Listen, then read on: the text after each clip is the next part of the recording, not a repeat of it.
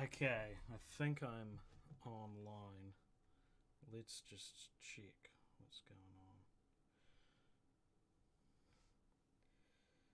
There's no one here yet. These are the joys of doing a unannounced live stream.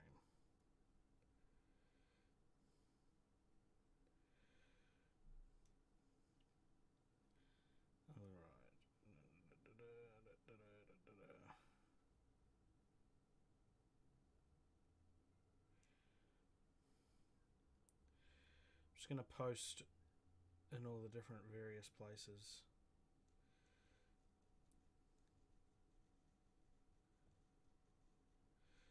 That I'm doing this.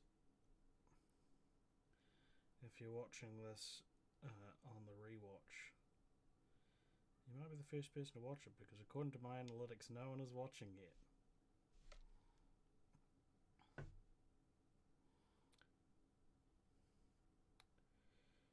If you're watching, leave a comment.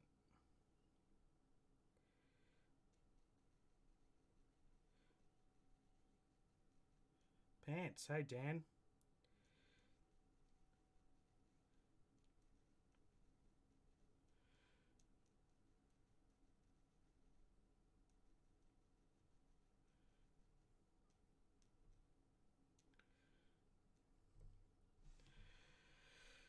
Okay, hello everybody. Alright,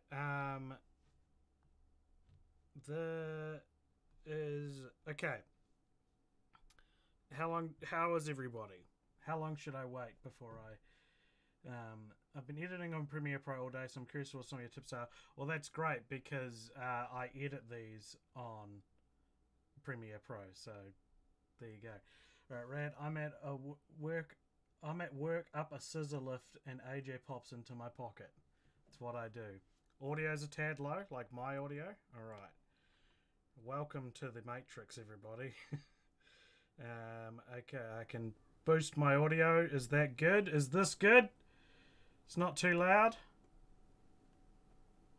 Hopefully that works for everyone. I'm probably going to need to boost this a little as well. But it's not necessary that you necessarily hear what I'm doing at the loudest volume. I will keep... the nature of this is I can't read the screen. So I might not respond to everyone's comments right away. So, all right, I just want to, a few things I want to put out there before we get into it is that this is how I edit a podcast. This is not by any means an industry standard way of doing it. This is a process I developed myself. Very few people have seen me do it. And very few people know how to do it. And that's all to say there'll be stuff I'm going to show you and I don't really understand why it works. I just know that it works. And so if you're watching this and you go, that's a weird way to do it, this is a much easier way to do it, you're probably right. This is sort of someone who's not when I started editing podcasts, I wasn't a particularly I didn't consider myself a particularly good audio editor, and so this is how I've become a good audio editor.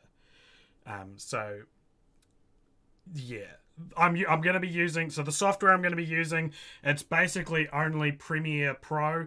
I use Media Encoder to export, and I've recorded these on Audacity. There's going to be 2 audio strips. You're actually going to hear an exclusive, not yet released Patreon episode. So how these are recorded is myself and my co-host Richard, we record our own audio in different cities over Zoom. So we've both got this microphone here, which is a Samson Q2U. And this is the type of microphone where it's only going to pick up what's in front of you. So we put it in front of us like that, and we've got a mixer here which lets us control the amount of gain that is coming in. Our gain is usually equally set to 12 o'clock. However, because we just speak different volumes anyway, these are all problems, and we record very, very low gain, and I think that's good praxis. You're supposed to record as little gain, as low gain as possible, because gain is basically a window, and the further you open the window, the more noise is getting in. So you want low gain because you want it to just be what's in front of the microphone, which is our voices. Okay, so I'm over here in Premiere Pro. This is called Podcast 2021_1. As you can see, there is a lot of stuff in here that I've edited over the last 4-5 months of 2021. I usually make a new one each year. So that's, I have a single project for all my work, all my podcasts, or at least I try to. And yeah, so this is essentially that, this project, right? So as you can see up here, I've got several different things here. So I've got sequence 2, which we'll be using in a second. But I've also got Patreon template, and then off week template, and then I don't think FFF template is open, but you can also see that there's different things written after each of the templates and each of the different titles, right? So first thing I want to do, here are the 2 audio that I'm wanting to use. I'm going to drag them up very tediously to the top of the screen so I don't lose them. Okay, so we're going to be editing. The reason I'm editing a Patreon episode with you guys today is because they're shorter, and I didn't want to edit a full 2-hour episode because that would be very annoying. Okay, so the first thing I'm going to do is I'm going to type in Patreon template, and I'm going to Control-C, Control-V that, and create a new one. I'm going to open that and then click out of that. And this is, where'd that go? Patreon. Okay. And I'm going to call this Patreon Devil.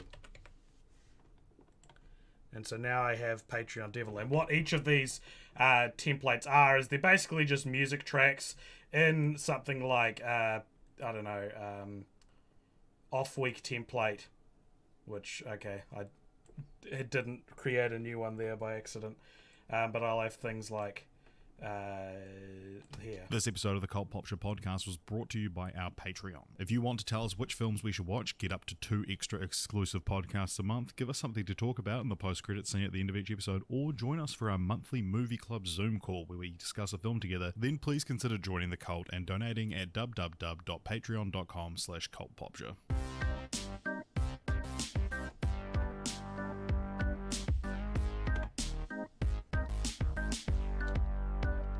Okay.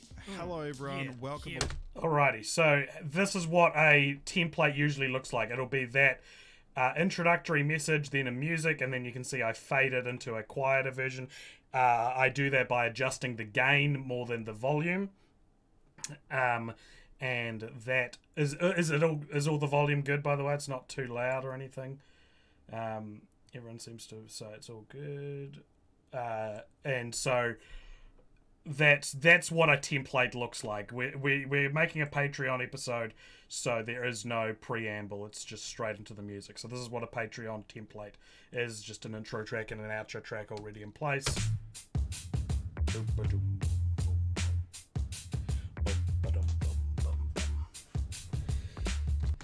Is your beard in the audio? I don't know what you mean. Please clarify. And so this goes for 34 minutes, which is roughly the length of a Patreon episode. However, we're not going to do that. We're going to go to sequence 2. We're going to delete the bullshit that's already here. And I'm going to take Devil Wears Prada AJ and Devil Wears Prada Richard down into here. This is in our sequence 2 sequence. So Great volume in your bed and audio, right. So, over here, if I was to play what these sound like, just junk together. Underscore. Dot exe. Oh, it's on, hold on. Where we watch The and stupidest review a movie, named podcast this voted on side by of everybody in our the- Patreon tier. You know what it is. the You paywall. vote. So it sounds like shit for a couple of reasons. One, they're not in sync. Two, they're both very quiet. Three, there's no filters on them. And four, there are. I do a lot of work on the podcast, and this is completely raw, so that's why. So, how do we sync them up? I hear you ask. Well, luckily, at the start of every episode, I say this. 3, 2, 1. And that is the sync clap. And where is Richard's sync clap? That's right, it's right here. So I can zoom in and I can drag along my audio till we find that sync clap. And you can tell it's the sync clap because of the sharp spike in the audio wave. So there's probably a quicker way to do this. Oh fuck, now it's gone. Oh, I dumped it onto the wrong side. Alright. So and now you can zoom in and go out on Premiere and things like that. So I'm going. It'll never be perfect because computers record at different clocks, which means that you're not going to get it perfect, but we can get it. Oh, that's pretty good. So now when I play it, it goes. 3, 2, 1. And that's us clapping at the same time. And over here, Written by Aline Brosh McKenna. Do you know who that is? The wrote Devil Wears Prada, I think, is that right? okay, so now you can see it's in sync. However, the problem here now is that the this audio spike is going to be a noticeably the loudest thing in the episode. So what I need to do is I need to cut that off. So I hold down Shift and hit cut with the razor tool, which you can get by clicking C, and I'm going to delete all of those and delete the empty space there. And so now we have two magical pieces of audio that are crammed together like that, looking nice. Okay, so first thing I'm going to do now is I'm going to select all of the audio. I'm going to right click, I'm going to go audio gain, and I'm going to set max peak to 0. And you can see that boosts the volume / the audio, the gain, sorry, and now when I play it, you might hear a difference in volume. Cast. Dot .exe. The stupidest named podcast this side of the paywall. This, of course, is where we... Okay, so it doesn't sound great yet, and here's the reason why. 1, I'm still quieter than Richard. 2, you can hear people clicking around. And 3, and what annoys me most of all, is you can hear a sort of white noise existing in the background, like the sound of nothing is very loud. If I'm to put myself on mute here, you can hear it in Richard's one. And review it. Oh, so that's me on solo.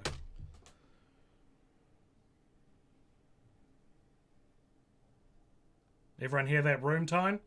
So I detest that room tone. I never want to hear that room tone in my podcast, right?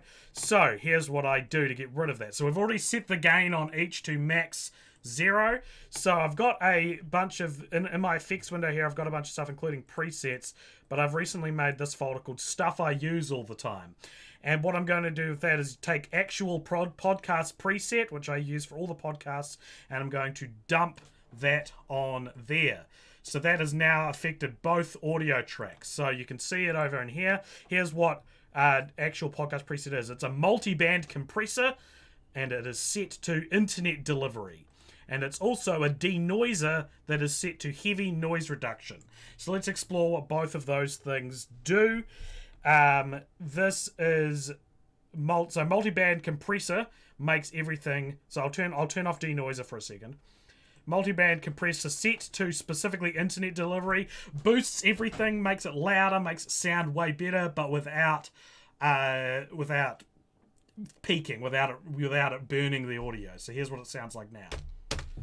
Kia ora, patrons, and welcome to Generic Movie Podcast. on the Cold Popture Patreon. Oh shit, sorry, you're right. It's in the wrong spot. Alright, we can move it there. Okay, I'll go through all that again. Alright, so everything is over here. So this is the audio here. So this is multiband compressor and denoiser. This is what it'll usually look like, but I've put effect controls on, and we all saw this. We also saw actual podcast preset. So yeah, so as you can hear, this is much louder, right? Sorry, generic _movie Underscore podcast .exe. Alright, so that is what a multiband compressor set to internet delivery sounds like when you play it that loud, right? But as you can see now, the white noise, that static, that sound of nothing, that room tone, is even louder because it's been boosted. If I put myself on mute, that's actually not too bad. Movie podcast. Or maybe it's worse on mine. On the Cold Yeah. So if I play a spot where you can't hear me talking, listen to that hiss. It sounds horrible. So that's where the denoiser comes in. So, that's why we couldn't hear it on Richard's, because it was turned on still. So over here in denoiser, now when I play, it's gone. The hiss is gone.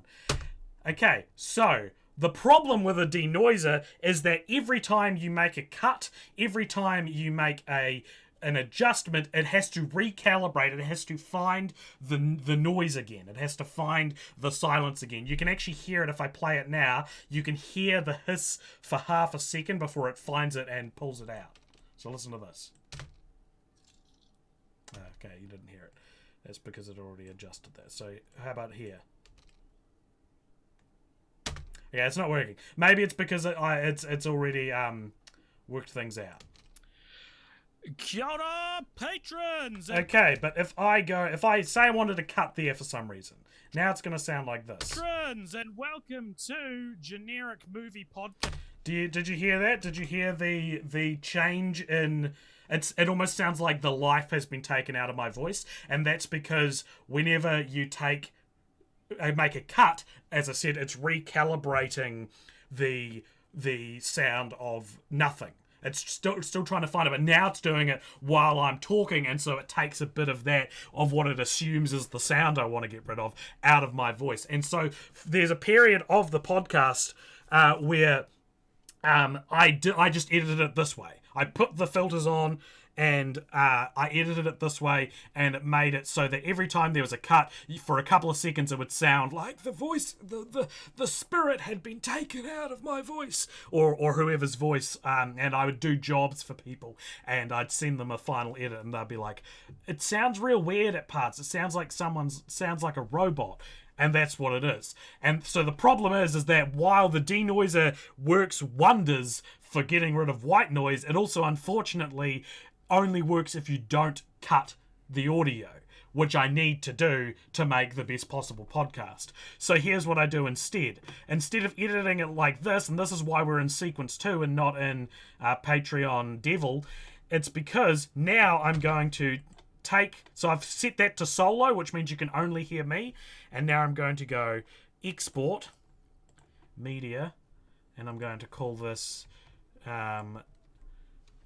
Devil AJ1, and I'm going to queue it, and that's going to open up Media Encoder.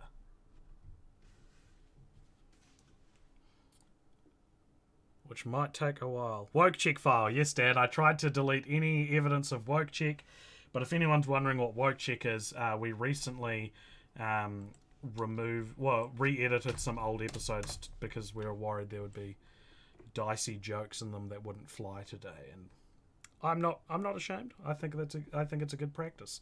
Okay, so I've queued up mine. Now I'm going to queue up Richard's, and I'm going to export that as same thing, but now it's going to be called Devil Richard 1.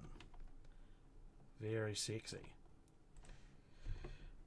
Alright, and now I'm going to hit export, and now we wait. Isn't this fun? Every time I edit a podcast, I have to wait for the entirety of the tracks to export. And this is a Patreon episode, so it's one file per each. Usually we stop recording after an hour to save everything, and so episodes that run 2.5 hours long are actually 3 audio files per person, which means I have to do everything you just saw, but to 3 separate files per person. And sometimes it's a 2.5 hour episode with 3 people on it, so I have to do it to that as well. But no matter what, I export everyone's as one full track. So usually while I wait for this to happen, I'll go into into Photoshop, and I will edit the thumbnail. So this is the thumbnail for an episode on The Devil Wears Prada. So I'm going to call it the... Who can tell me what year The Devil Wears Prada came out in? Wears Prada. And if I go to Google, The Devil Wears 2006. Beat you to it. Okay, and I'm going to look up poster. Is there a poster with people's faces on it? That's what I want. Okay. So this is an alright... Oh, that's in a different language. Can't have that. This really is the best poster, is it? Huh. Alright, well, we're using this one. We're just not going to be able to put the face on it anywhere interesting. Okay. So it came out in 2006.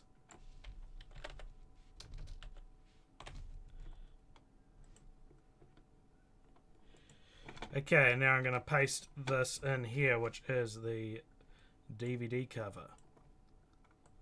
I don't know if people wanted to learn how to make a very specific podcast's thumbnail, but this is just showing you what I'd spend my time with when something is exporting. Okay, and so that's there. Now I'm going to go to stroke, give that a black stroke. Okay, now I don't know what to do with this head. Usually we use on these thumbnails we use the head to cover up a character's face on the cover, but this poster does not have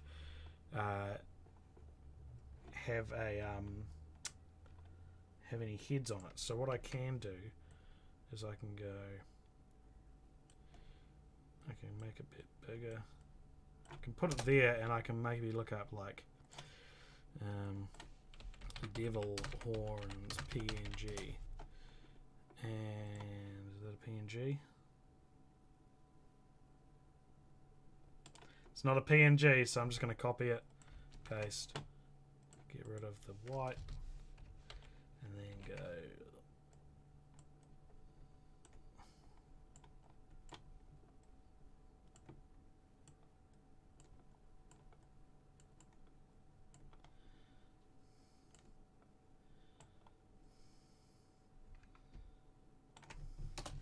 Alright, does that look good? Put some devil horns on the head. Thank you, Craig. Yes, that's what we're doing. And I can put a stroke on them as well. Yeah, I think that looks alright. Maybe go inside.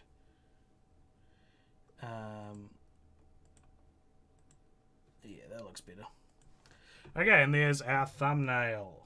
I like it. So I'll save that as Devil Thumb.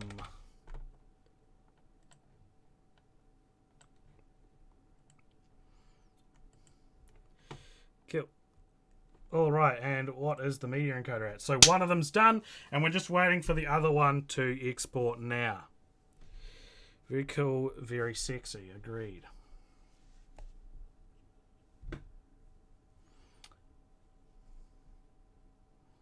Usually this can take upwards of 45 minutes depending on the episode, so I always try to get it done ahead of time.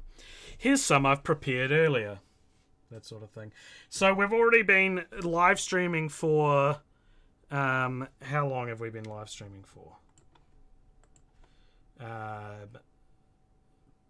24 minutes, and I haven't even got to cutting the episode yet. So how's that for time commitment? And it takes even longer to edit the episode. It's not just a case of slapping the 2 pieces of audio down. Now we've got to create something. Now we've got to actually make a piece of art together.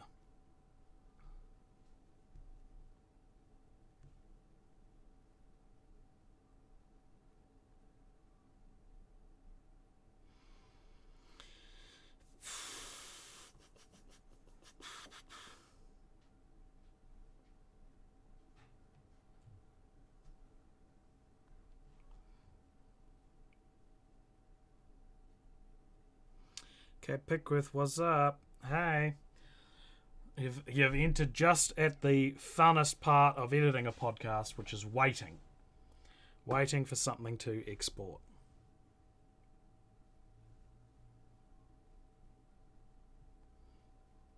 There it goes.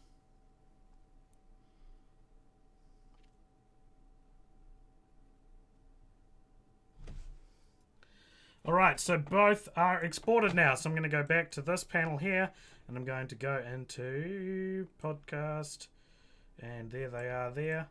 Devil Richard 1, Devil AJ 1, and I'm throwing them in.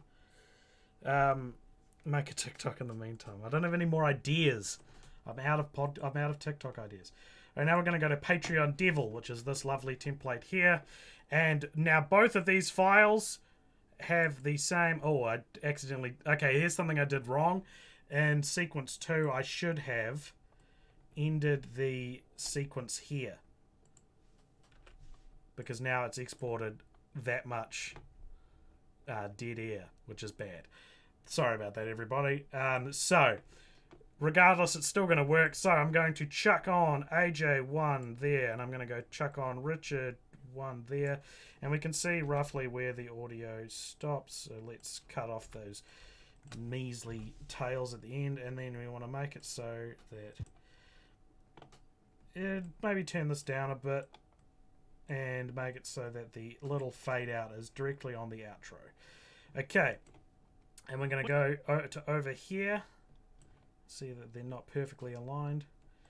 Now these should need to be perfectly aligned now, because that's what the episode looks like, and I can move along that because I can see that there. Okay, now what I'm going to do is this is where the editing begins. Okay, so there's a few things you're going to see me doing, and I'll try to point them out as I do it.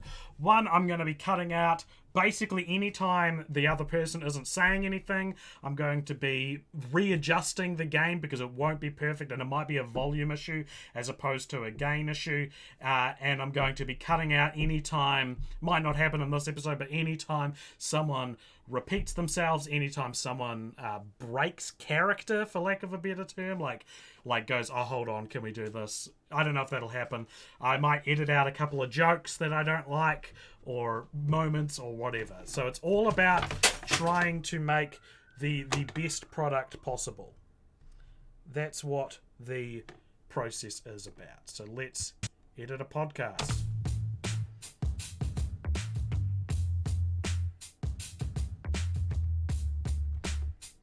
And already I can see Richard's not saying anything, so I'm going to take that like that. Kia ora, patrons, and welcome to Generic Movie Podcast on the Cult Popture Patreon. Sorry, generic _movie podcast .exe.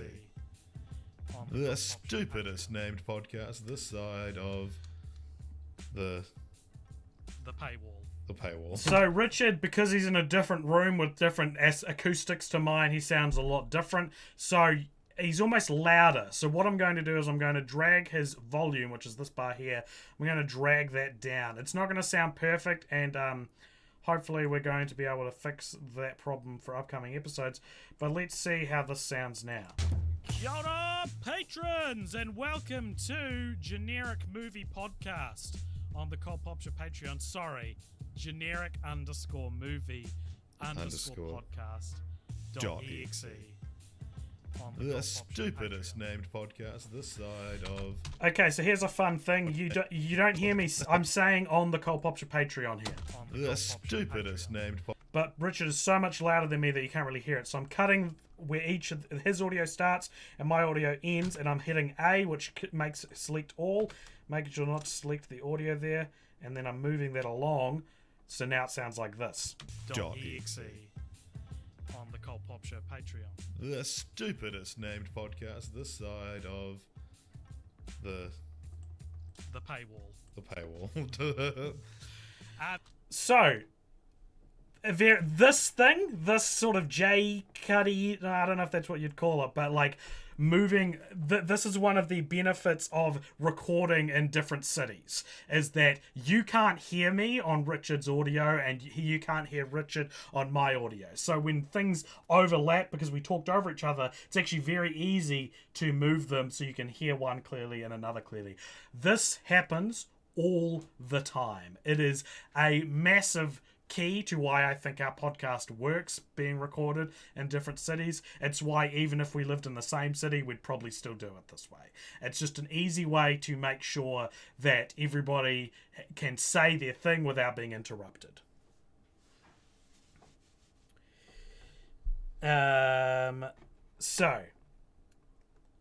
let's go. It's named podcast This Side of. And over here as well, you can actually see where the gain is. And the difference between Richard's voice and my voice is he's always at like a consistent minus 15, whereas I fluctuate a lot more. It makes it very hard to edit. The paywall. The paywall. This, of course, is where we watch and review a movie voted on by everybody in our Patreon tier. You know what it is. You voted for it. I really don't need to do this much admin. This month, the winning film was The Devil Wears Prada. So there I thought was Richard saying something because I can see it on the audio there, but it's actually just him breathing, so I'm going to cut that out as well. This is a 2006. Now, I'm doing this to set an example. I try to cut out most of the ums. So drag that over there into that little crook in the audio, and now it sounds like this. Devil Wears Prada. This is a 2006 comedy film directed by David Frankel. If anyone has any questions, I am reading them on my phone. So Richard could have replied to me a bit earlier there. That's one of the downsides of doing it online. So I've just moved it a little there. Do you know who that is? The wrote Devil Wears Prada, I think, is that right? Correct. She also was. Alrighty.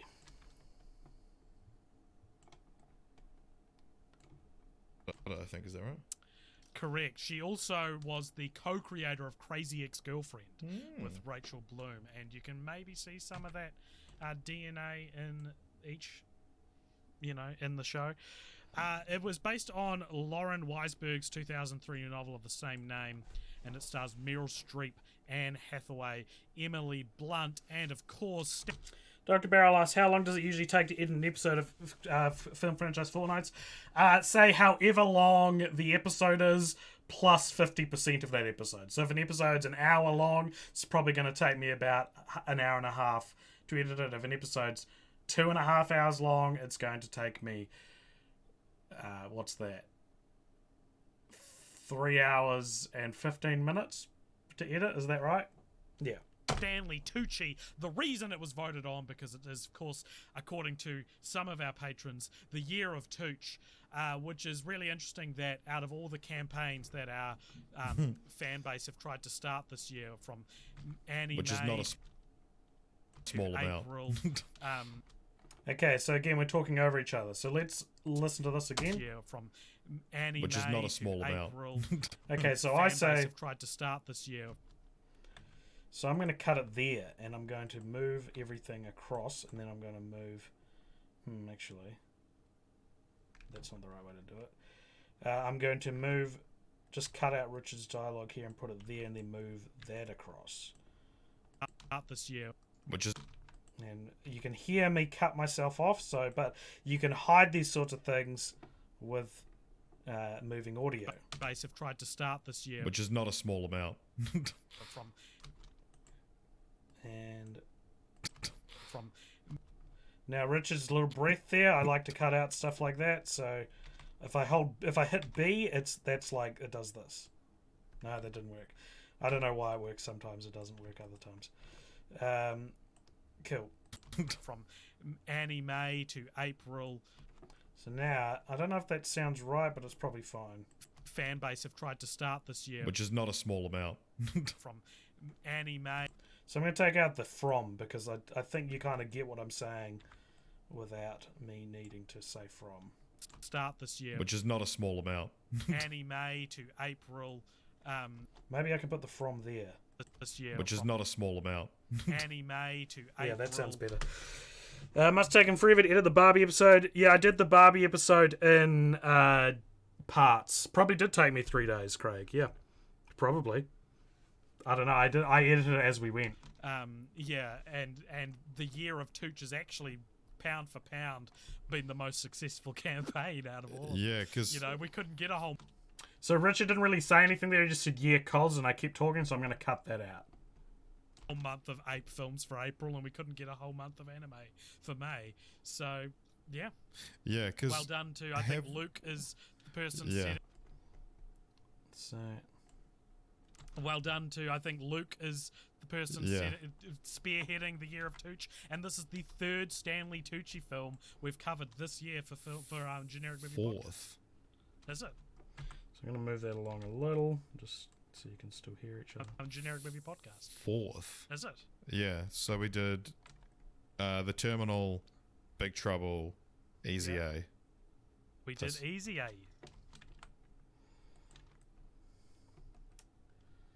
Okay. Easy A. We did Easy A. Correct. Fuck, that's really successful. Damn, cutting out Richard a lot. Do I sense a theme?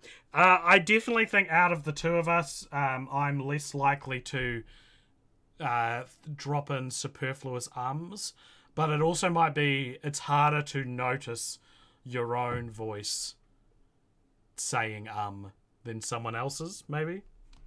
Yeah. And you know what? Stanley Tucci has been the best part of all of those movies, including Easy A, which was, already a good movie without him in it. I would, legit, he's the best part of all 4 of these movies. Maybe not Terminal. Yeah, and then we ran...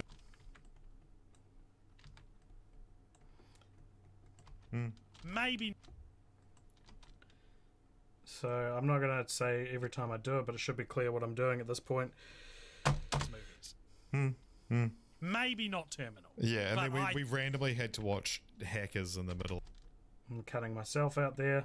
Maybe not Terminal. Yeah, and then we randomly had to watch Hackers in the middle of the year of the Tooch. And it was the worst episode of Generic Movie Podcast. Okay, so deleting all that nothing noise. We've ever recorded. So there you go. Alright, there was a little bonk. And so you can hear that sound of Richard hitting something. That's what this audio is. So this is what it sounds like currently. And it happens just before he says So I can delete that and still preserve his noise. There you go. So there you go. There you go. So, and that's him tapping his mic, presumably to check it's working, so we can cut that out as well. So there you go. So, yeah, we cut out that.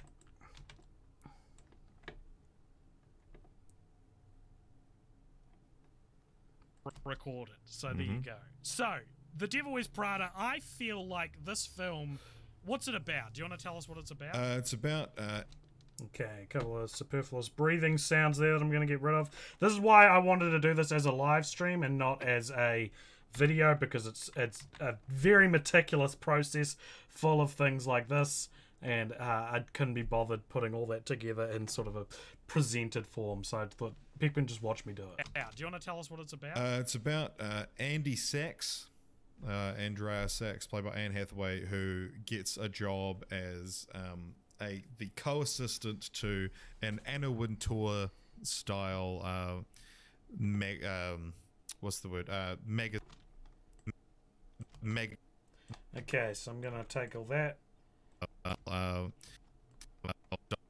Anna Wintour style. It's probably gonna be too hard to get rid of that R, so we're just gonna leave that in there because it sounds alright. And Anna Wintour style fashion magazine editor Miranda Priestley, played by Meryl Streep. And so it's kind of this girl who's a bit of an ugly Betty, doesn't really know her way around the world of fashion. You're working for this absolute tyrant of a boss in Miranda Priestley, and then her co-assistant is Emily Blunt, who's kind of been around the block. She knows how to do the job, so she's learning from her. and then the art director Nigel Kipling, who is Stanley Tucci, and so he's kind of like he's the neutral in the film in a lot of ways. Like, yeah, he's doesn't really he's kind of on Andy's side, but not entirely. And have you thought that this is a sneak peek of the episode for us poor folk? Yeah, this is a $10 episode. The reason I said before, the reason I'm editing this episode is because it's a lot shorter than regular episodes, and I didn't want to do a live stream for 2 hours. Yeah, then you also have she's trying to balance like having a boyfriend and all of this as well. Yeah. So I'm going to cut there to get rid of this, and I'm going to go like that, and then I go, bam, it's gone. This as well. And it sort of culminates in her sort of losing her identity to her job. So one thing you'll notice in terms of comparing the volume over here to us is Richard is peaking at about here, and I'm peaking at about here. So what I'm actually going to do right now is I'm going to select all of my audio, and I'm going to adjust the gain by 3. Let's see how that sounds. She's trying to balance like having a boyfriend and all of this as well. And it sort of culminates in her sort of losing her identity. So now we're sort of more similar volumes. I'm peaking above him, but it's like Richard's one has a ceiling there, and mine's sort of like at my loudest I might go to -6, but it's still more, it sounds more consistent. Anyway, you can hear me say a bunch of times, which I can cut out here. This as well. And it sort of culminates in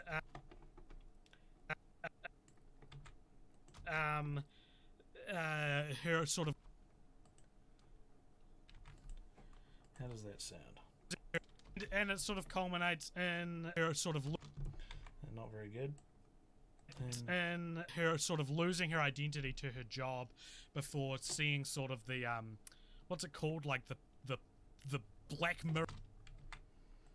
Get rid of all those there.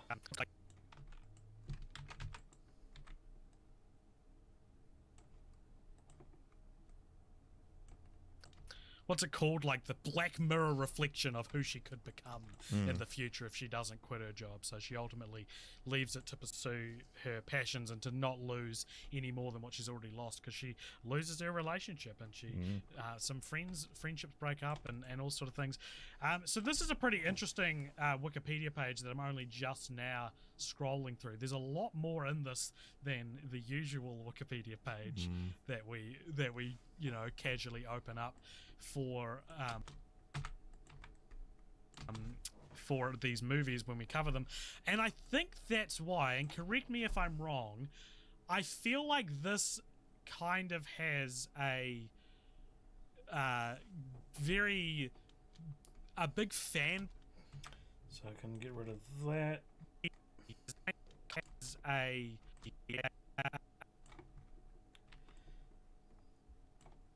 Kind of has a big fan base, like it's almost a cult classic. So I hope this is blowing people's minds to see how many ums and ahs actually do get taken out of these episodes, and why it takes me so long, and why it sounds so good, I hope. Film for an audience which usually aren't what cult classic audiences are. Yeah,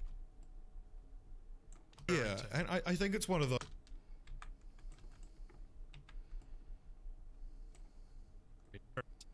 audiences are referring to. Yeah, and I think it's one of those like those movies that's kind of surpassed its own quadrant as well. Right. So something like similar to like Mean Girls is always the kind of classic example that it's like a teen chick flick, but like everyone loves Mean Girls. And this is kind of a similar thing where it's like you would find people that you would not expect to like this kind of movie that would be like, yeah, no, it's great. It's a good movie. Yeah. Do you like it? It's a good movie.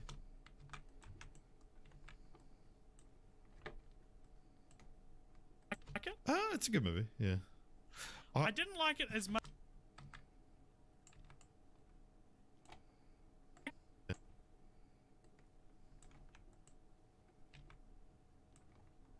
Yeah. I didn't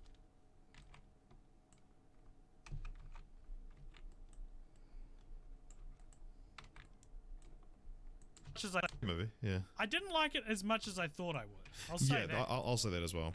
I was Getting rid of an say that as well. I was gonna say that. Actually, I can probably get rid of all of that because I hadn't really seen it before. It's the sentence doesn't really start. The sentence doesn't really start till there, so I can get rid of all of that. Say that as well. I hadn't really seen it before. It's one of. I feel like I've been saying this a lot lately, but I feel like it was in the room. Yeah. I was in the room while it was on one day, but I was a little too young to be interested in it, and I was kind of expecting something a little better than it was. Meryl Streep was nominated for Best Lead Actress at the Oscars, which is kind of interesting. But it's a very, especially you made a comparison to Mean Girls as like it's a film which is like it's sort of grown too big for the genre pond that it's a part of. But at the same time, I feel like it's got so many like annoying little imperfections in it that aren't the fun kind of imperfections. Things like characters reacting the way they wouldn't for the sake of moving the plot forward. And also the fact that like the So you gotta learn to edit while it's playing. That's the key to this not taking ages. That's why this works, is because if I stopped like this every time to edit, it would take a lot longer. So I edit while it's playing. Of moving the plot forward and and also the fact that like the whole thing is like Andy getting better at it. So the fact that like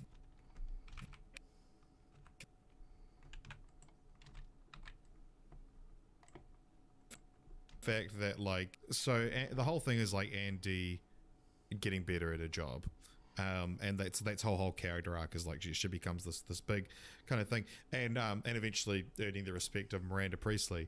The two like transformative moments in the film for Andy's character, one is when Stanley Tucci gives her a new wardrobe, and two is when Simon Baker gives her the unpublished manuscript to the 7th Harry Potter book. And so it's like her big strides forward in her career are men doing something for her. That's a good way to think of it. Men doing something for her. That's a good way to think of it. Yeah. It's just interesting that it's like the one thing that's like, oh, okay, damn, like you actually have earned my respect. Is just that Simon Baker thought she was hot and did this impossible task for her. Yeah. It's not even like he gave her the confidence to do it herself, which you could argue like Stanley Tucci did with the new wardrobe.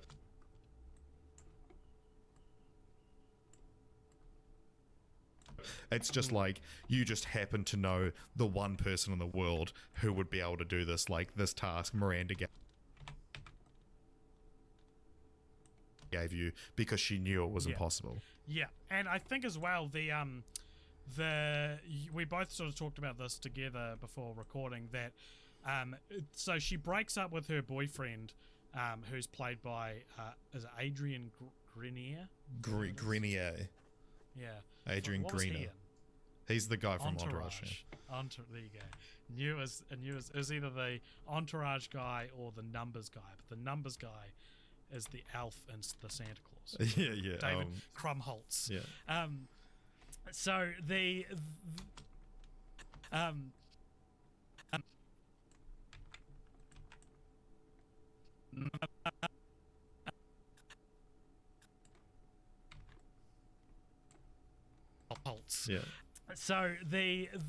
Yeah. So she breaks up with him, and it's a scene which is like he essentially breaks up with her because it's very clear that her job now means more to her than her relationships, which is, I think, a fair reason to break up with someone. Although at the same time, I would like to think that if I had a partner who was like succeeding in massive strokes in her career and to the point where she had to be late to my birthday party, I would like to think that I would be able to recognize one thing is more important than the other. But maybe it is hard though from time to time.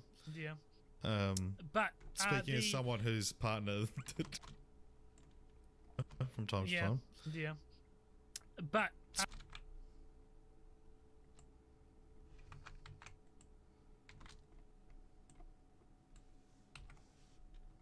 Yeah. Speaking as someone whose partner was in another country on their birthday one year, on work. Yeah. Yeah. Did you break up?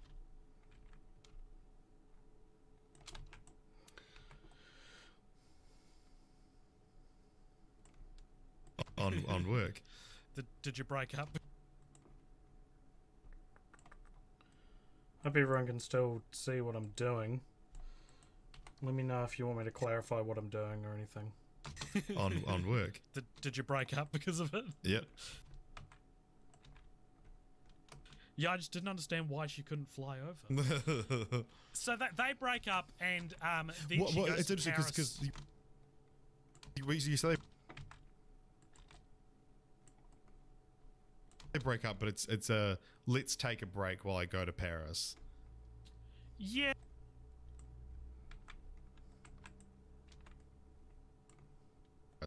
Yeah, I mean, they don't say let's break up, but they certainly it's. But it's interesting, like because I know.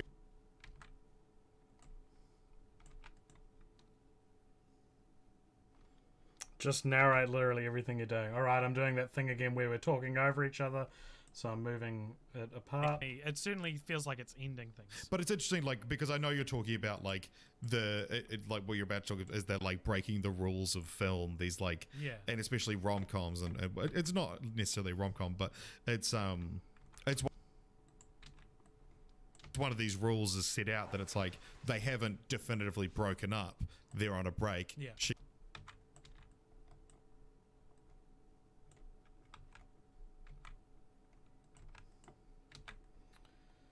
She goes to Paris. She goes to Paris for work, where she sleeps with Simon Baker in a scene which, from the ground up, was very creepy. And I'm glad she does.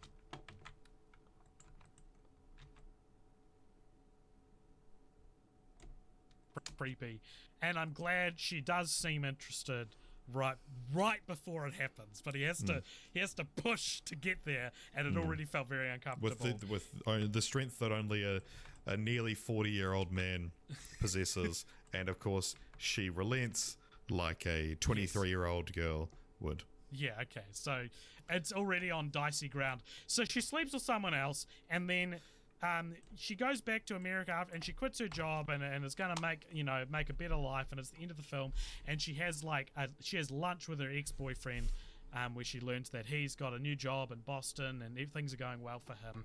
And there's not a scene where she tells him, hey, I slept with someone else.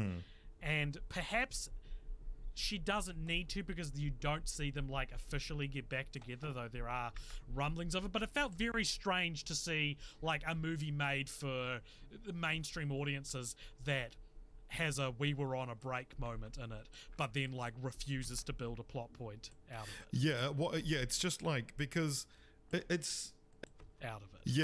It's just like because it is formulaic in some ways, this film, and so to have like specific setups but not payoffs of parts of that formula. Yeah. So I thought that was very strange, and I also thought it like broke an unspoken rule, which is that I guess you got to confess for a real relationship. I don't know. I think it's always awkward when like a film clearly has to break up characters. Get Him to the Greek does it as well, where they have to break up the characters at some point so that you can show the protagonist guilt-free having sex with someone else because it's good for the plot, but also not lose the like kind of morsel of compassion that is their relationship in there as well. But there's another moment you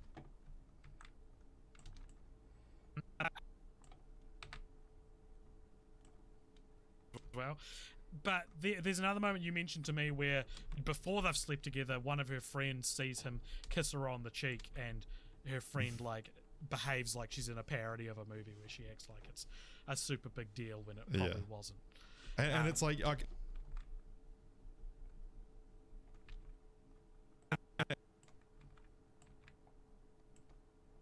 and it's like in the movie's defense, she is probably more reacting to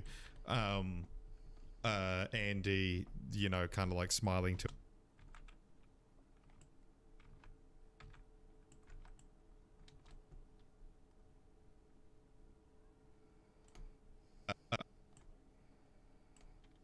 to Andy.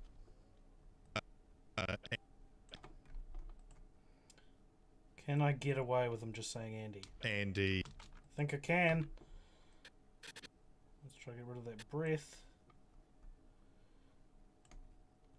To Andy. I think I can make it better.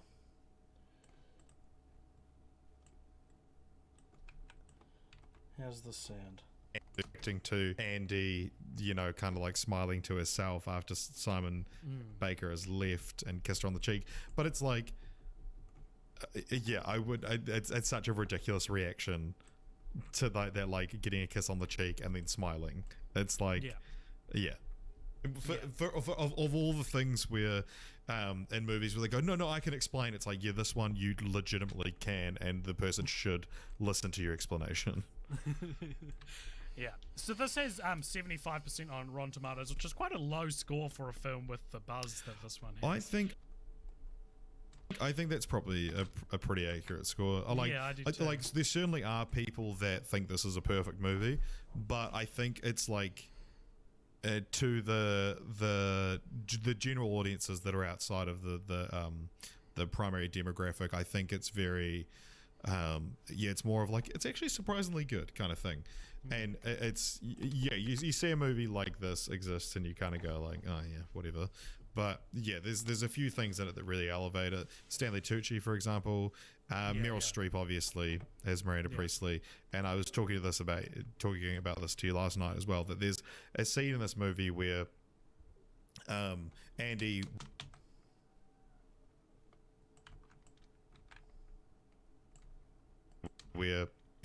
walks in on Miranda, who's having a bit of a breakdown, and mentions that she's getting another divorce, and it's obviously played incredibly by Meryl Streep. And it's one of these things that it's like, this is, without this scene, this movie's not that good. Yeah, but at the same not that good. Yeah, but at the same time, it's like, of course that scene's in there because you don't make the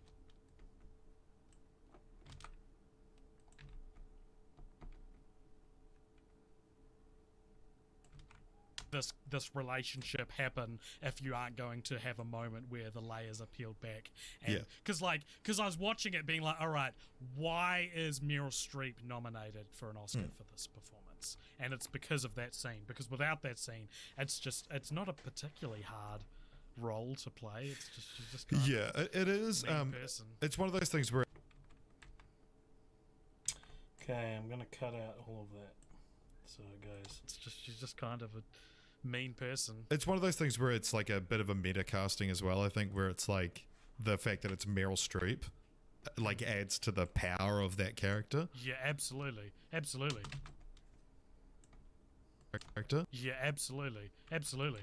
Yeah, so I just want to once again draw attention to the fact that this Wikipedia page is written like from someone who clearly loves the movie. There is so much more on this Wikipedia page than I usually see on movie pages. We also both made the comparison independently of each other that this is Whiplash for girls, which I think is pretty.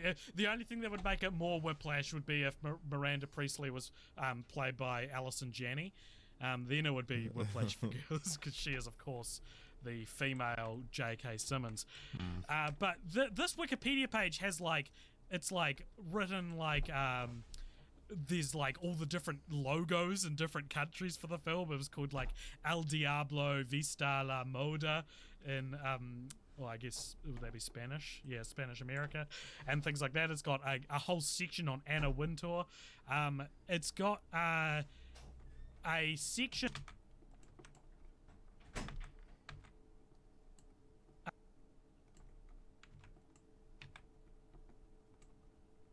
It's got a section in the under the writing headline called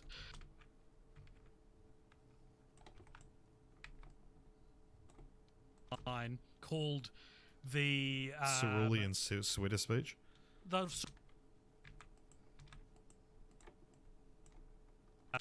Cerulean Sweater Speech. The Cerulean Sweater Speech, which is like usually when a film has like a Wikipedia page with a specific article about like a phenomenon that the movie is, you know, like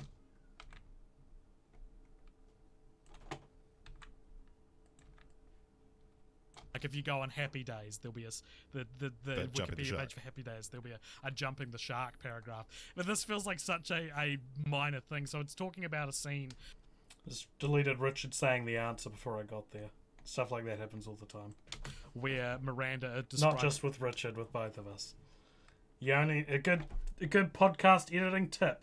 You only need to hear the information once.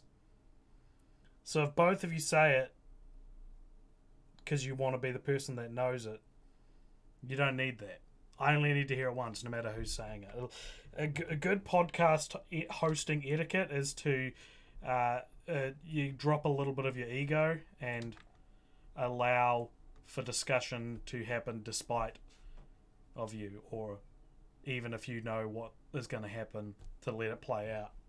It's the trickle-down effect and how it, by 5 years ago, her deciding that cerulean was in means that now people who don't know anything about fashion are now wearing cerulean shirts. Which is like...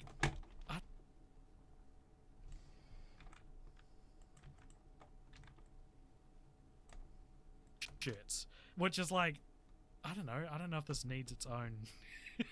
I mean, no, you know what it is? I'm going to go the reverse tact. It's not that this is too much. It's that other Wikipedia pages should look... This is an excellence. As a tutor, as an ex-film tutor, this would be like a 100% if someone handed this in. If the assignment is write a Wikipedia page, this goes above and beyond and gets full marks. I think that's what it is. This was written by an overachiever. Much in what the style of... Yeah. The Devil Wears Prada suggests. I want to see the film about the person who wrote this Wikipedia page. Yeah. And I think there's... What do you... I had this weird moment where, like, the film kind of glamorizes, like, being a bootlicker for your job for a bit, and like the whole what especially in like millennial culture has now been derided of this idea that you really have to be kill good at your job, for your job, kill yeah.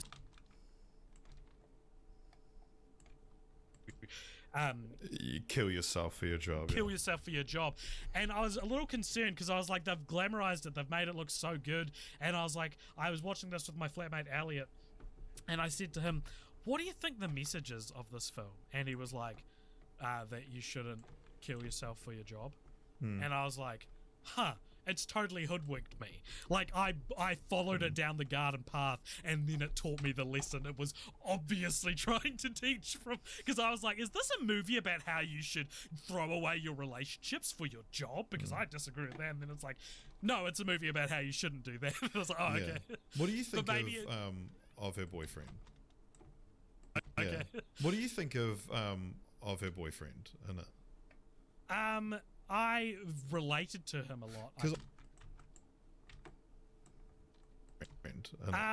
I related to him a lot. Because I've seen people like, because he's one of those classic on-screen douchebag boyfriends kind of thing that did support her. But then I've seen a lot of like defense for him as well, and yeah, I don't know. I didn't particularly see him as a bad character. And I felt like I related to him. Well, actually, no, it's not that I related to him. It's just Elliot asked me, which of these characters are you? And I was like, I'm probably the boyfriend. Like, I'm not the person succeeding in their career. I'm the person watching someone else succeed in their career. Succeed in their career. Who am I? You'd be Anne Hathaway, I think. Because you're in a ladder, you know, a career where you can climb the ladder, whereas I don't have a job. I think one thing that I did really like about this film that I related to was that feeling of being like an individual in the big city, making your own. Like, I've been there, you know, and I think that's a cool kind of perspective to draw from it. So yeah, I like that about it. Yeah, I want to be Meryl Streep. That's it. There, that's the dream.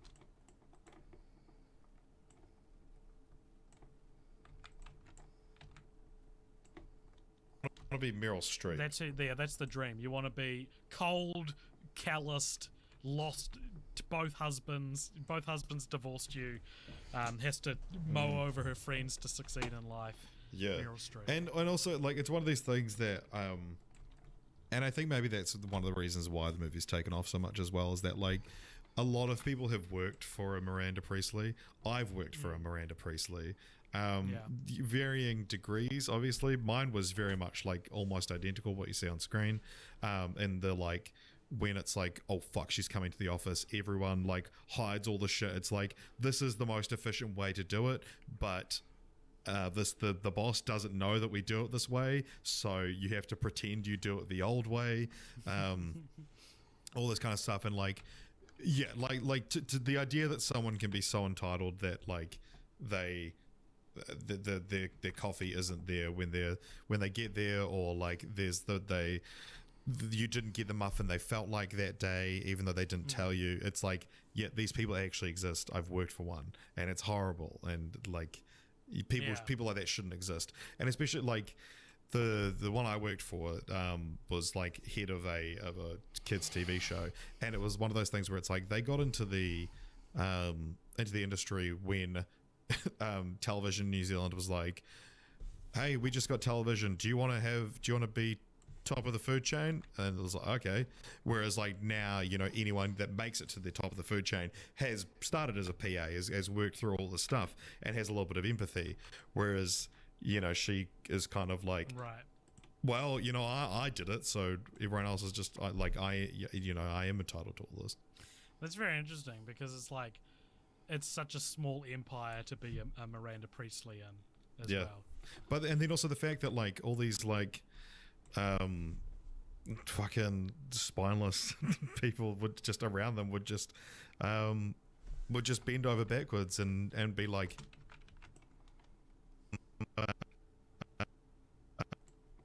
I don't think you have to get every but it's good to take as many out as you can.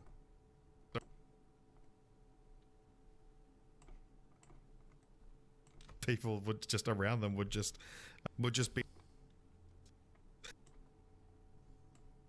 people would just around them would just bend over backwards and be like, no, would just be,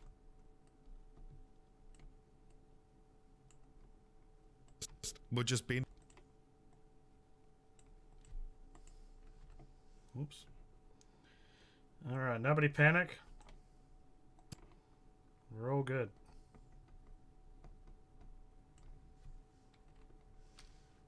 Would just bend over backwards and be like, no, like it was things like when she flew in to Auckland, you had to take her a certain way home from the airport, not the fastest way, the way that she liked.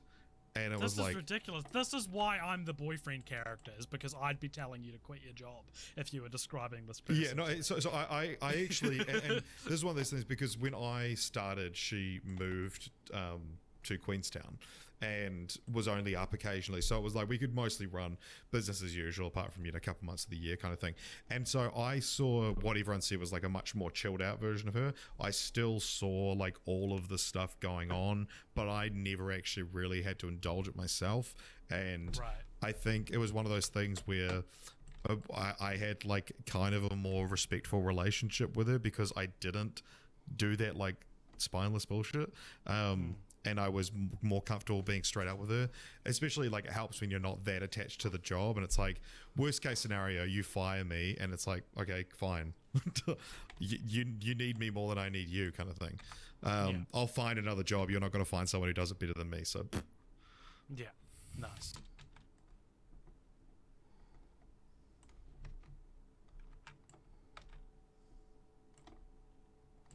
Yeah, nice. So we usually ask on the show, Richard, where's my sequel, bro? Which I think we forgot to do last time, but did talk about a sequel. And in a similar token, in 2013, a sequel was written to this film called Revenge Wears Prada. However, it does not seem, this is from Wikipedia, it does not seem likely that a film version of it or any sequel will be made, as two of the film's stars are not eager to do so. As Streep has reportedly said she's not interested in making a sequel for this film in particular, and Anne Hathaway admits she'd be interested in working with the same people. It would have to be something totally different than The Devil Wears Prada. She's told Variety might have to hit just the right note. It's good to leave it as is. I love the idea that it's like as two of the film stars are not eager to do so, and it's like Adrian Grenier and Simon Baker. It's like, well, we can't do without them. And it's funny as well. There's a nice juicy cough. We get rid of coughs as well. I do without them. It is funny as well that it's 2013 that this was written, a long time after it came out. And it's interesting that the Revenge Wears Prada, and it's like the way they kind of leave. And it's interesting that the Revenge Wears Prada, and it's like the way they kind of leave Miranda and Andy is like neither of them would want revenge on the other one. Yeah, exactly. I don't think that's necessarily what it's referring to. And even with like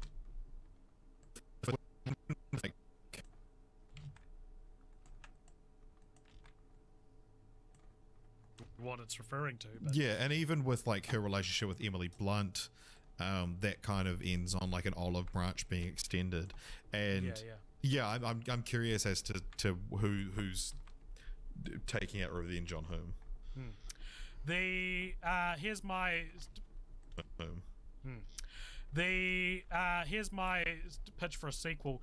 Do you remember Malcolm in the Middle, and how Francis, the first couple of seasons he was at the boarding school and there was the commandant? Yeah, the military school. Yeah.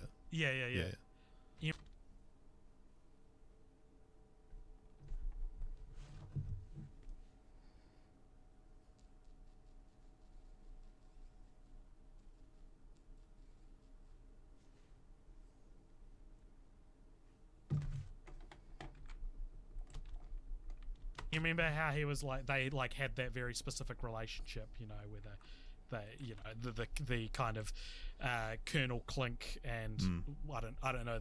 And whoever I don't know the other Hogan's characters Heroes are well that enough show. to know what I'm talking about. But you know, it's that kind of relationship. And then like a couple of seasons later, when he was out of military school, the commandant turns up again and is like, Francis, I need you. You were you were the defining student of my career, and I'm nothing without you. I want that for The Devil Wears Prada. Like The Devil Wears Rags, and Miranda Priestley thrown out of, she's been cancelled, and she turns up at Anne Hathaway's doorstep and is like, you were the love of my, it's Love Actually. It turns out you were the fucking love of my life. And they haven't spoken since The Devil Wears Prada, it's been a lifetime ago for Anne Hathaway, but for Meryl Streep it was the defining relationship of her career. And so it's her trying to My Name Is Earl herself. Nice. I love that. The Devil Wears Rags. That's fucking such a good title. Thank you. That's your best title pitch you've ever done. I made it up on the spot. What? Right, bitch, what's... What? Alright, bitch, what's your mine's sequel? called The Angel Wears Prada, and it's a remake of the film, but Meryl Streep's just a real good boss. Oh, nice. I like that idea. It's just real nice. And she loses her job because that's what would happen. Yeah. She's not cutthroat enough, and it's like, well, sorry, bitch. Yeah. There is a film called The Intern, which is a Anne Hathaway works with an old person. Yeah. Or is that The Internship? I've clicked on The Intern. The Intern's where Robert De Niro. Robert De Niro interns for Anne Hathaway. But that's not where the Wikipedia page takes you. Oh, That's really? very strange. It takes you to a 2000 comedy about an overworked and mistreated low-level employee at a New York fashion magazine. Never mind. This is going on a tangent. Maybe that is. Oh, yeah. That's more similar probably. But yeah, there's The Intern as a Meryl Streep movie. Anne Hathaway film as well. There's also a Broadway adaptation of this film. Oh, yep. There's Marley and Me. That was...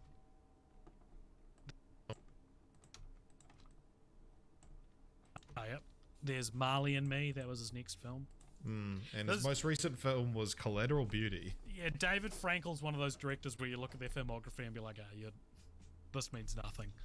No one's looking forward to a David Frankel movie. You're a gun for hire, basically. All right, everybody. I hope you enjoyed our discussion on The Devil Wears Prada. Again, I really like... People are really good at pinpointing what GMP movies should be, and I think this is another I think it's that Stanley Tucci's good at. Yeah, they're Stanley Tucci movies. We're pivoting. Yeah. It's just going to become a Stanley Tucci podcast. Teach me Tucci. I love it. That's the best title idea you've ever pitched. What are we going to do next? Bride to Pair edition? Is he in there? Yeah. Also, this was Stanley Tucci's highest grossing film until Captain America: The First Avenger. Let's do that next. I'm surprised no one suggested The Hunger Games as a franchise. Yes, no one ever done. As well, and this is... Oh, shit. As a franchise. Has no one ever done that? Well, I don't know. It's on the list. Well, goodbye. take this as your excuse to suggest it, gang. Bye, everybody. Bye. And that is the end of an episode. So I'm going to adjust this end track here so that it ends out. Ba, ba, ba, ba, ba. Okay. And that is an episode. So this is what episodes look like when you finish them. And that's only a 27-minute episode. Imagine an episode that's like 2.5 hours. Imagine how long that would take me and what they look like. So that's saving out as Patreon Devil. Key and export. Hope everyone enjoyed it. Thank you for sticking around, those who did. This will go up on the Patreon in a couple of days, I reckon. I don't think I'm going to put it up now. But if people... I could maybe... open the Barbie podcast and show everyone what that looks like. I haven't opened it in a while, so I don't know what it looks like. Another thing is this will export a lot faster than the individual tracks because it's exporting as an MP3. So that's already done. So if I close all projects. I love this, AJ. This is great. Thank you.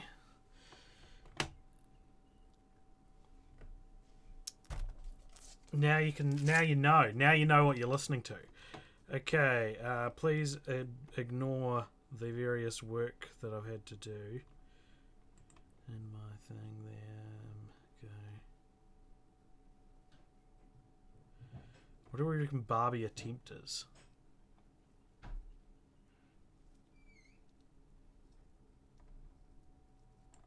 think it's this one.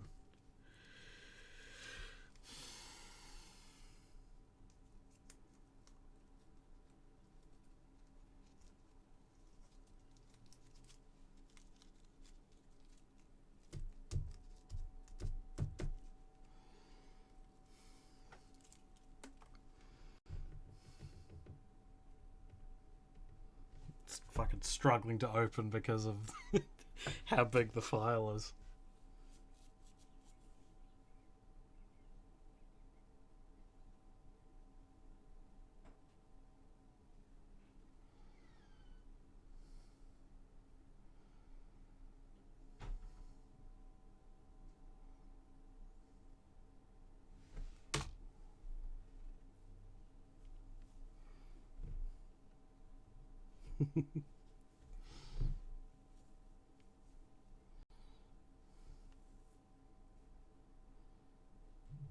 It's not where it's too much.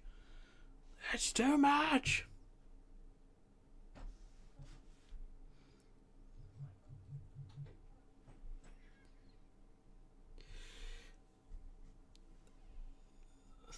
The entire computer just starts smoking and it starts rumbling. It's like...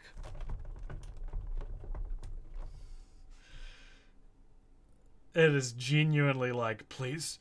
It's like, please don't make me open this. Okay.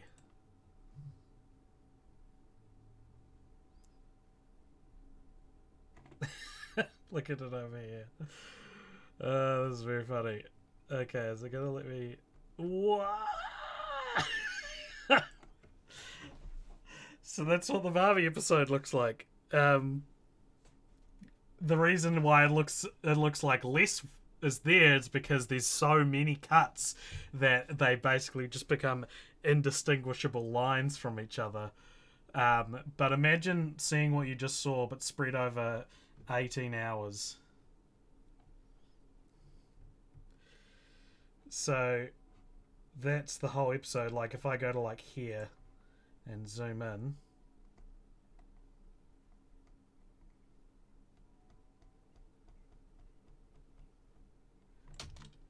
Does a lot of, so obviously, you know, I'm a big fan of the first one, but it actually huge fan. Yeah. So that's how big Barbie is. That's all 18 hours and 20 minutes. So this is what podcasting looks like.